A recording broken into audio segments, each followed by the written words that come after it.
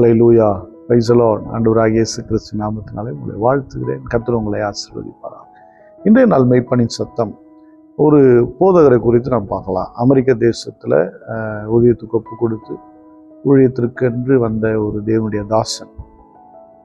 அவருடைய ஊழியத்து குறித்து என்ன சொல்ற, ரொம்ப பக்தி வைராக்கியமானவர், கர்த்தருக்கென்று வைராக்கியமாக நிற்கிறவர் என்று அவங்களை குறித்து சொல்லப்பட்டிருக்கிறது.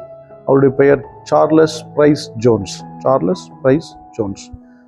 அவர் பார்த்தீங்கன்னா கர்த்தருக்கு மிக பக்தி வைராக்கியமான ஒரு தேவனுடைய மனுஷன்.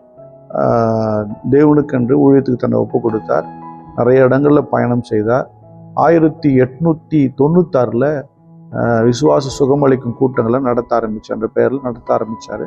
நிறைய ஆயிரங்கள் கூட்டத்துக்கு வருவாங்களாம். மிசிசிபி என்கிற மாகாணத்தில் வல்லமையாக ஊழியத்தை செய்ய ஆரம்பித்தார். இப்படி செஞ்சிட்டு இருக்கும்போது ஒரு நாள் திருச்சபையில் அவர் பிரசங்கம் பண்ணிட்டு இருந்தார். ஏன் இதை நான் சொல்கிறேன்னா, அவருடைய ஊழியத்தின் பக்தி வைராக்கியம்.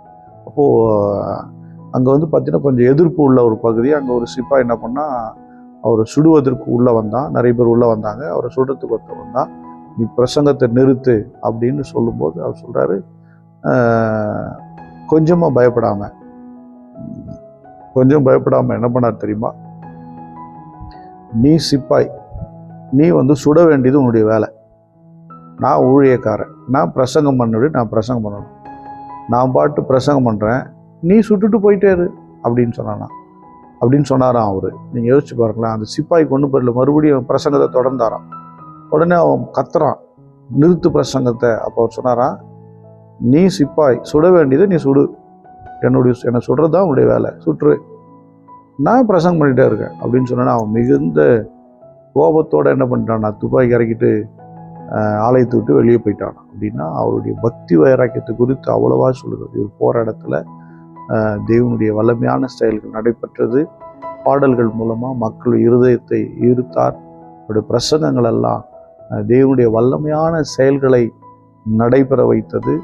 அது மட்டும் இல்லாமல் அவர் சாதாரண ஒரு ஊழியர் ஆரம்பித்து ஒரு பிஷப்பாக அவருடைய ஊழியத்தை சிறப்பாக செய்து முடித்தார். ஆயிரமான மக்களை கர்த்தரண்டைக்கு திருப்பினார். யாருன்னா சார்லஸ் பிரைஸ் ஜோன்ஸ்.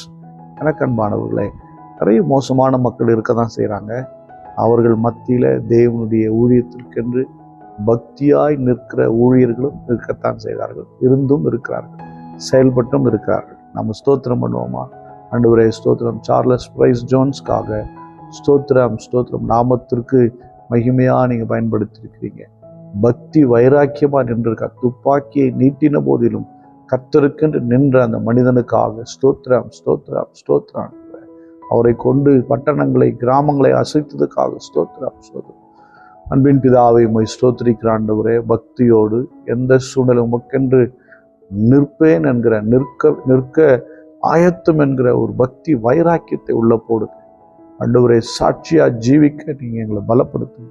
பார்க்கிற உங்களுடைய பிள்ளைகளுக்கு அப்படிப்பட்ட ஒரு பக்தி வைராக்கியம் எழுபட்டும்.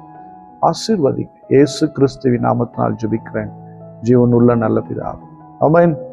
God bless you. Bye-bye.